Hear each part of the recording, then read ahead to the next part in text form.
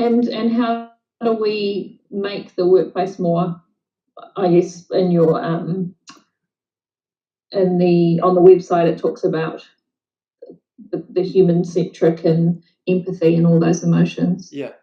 Well, the reality is it's only going to happen if you create more moments of conversation about this. That could be using the deck, for instance. So if we're only doing it in leadership boot camps, and this is no offense meant whatsoever, but if we're only ever doing it in leadership boot camps, which happen once a year, and then we go back to our day-to-day jobs and we don't have any rituals or actions or traditions that help us talk about it, then unfortunately it only ever remains that cool thing we did at the boot camp.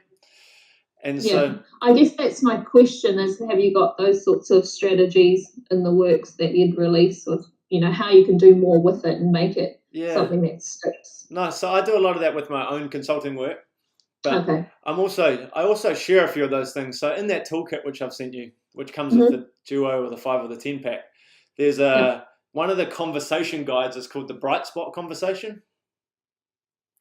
I haven't had a look at that yet. And so so a lot of these things will be in those tools and canvases that complement the deck, right? And so that Bright Spots Conversation guide facilitates a conversation. You just have to insert frequency, so weekly or daily, weekly, monthly. It facilitates a conversation about story sharing around the feelings and the emotions that we decided we wanted to feel as a team, or we want our people to feel, right? And so if the number one thing we want our people to feel is welcome, well, on a weekly basis, let's get together as a team and share a story about the last time we felt that and why we felt that.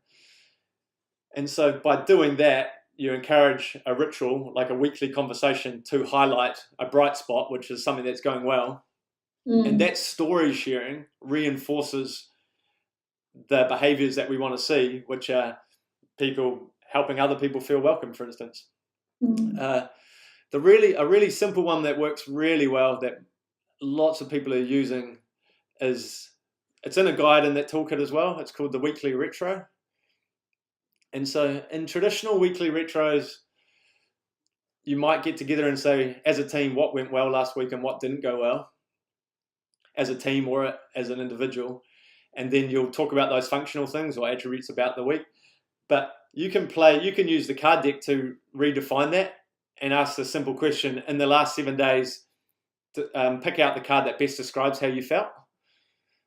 And all of a sudden, you're going through the cards and you might pick out the word inspired, and then I share a little story and say, I felt inspired because, and then everybody goes around the room, around the table, one-on-one, whatever it might be, and you share a story. So we're starting the conversation there, then talking about triggers, and then sharing stories.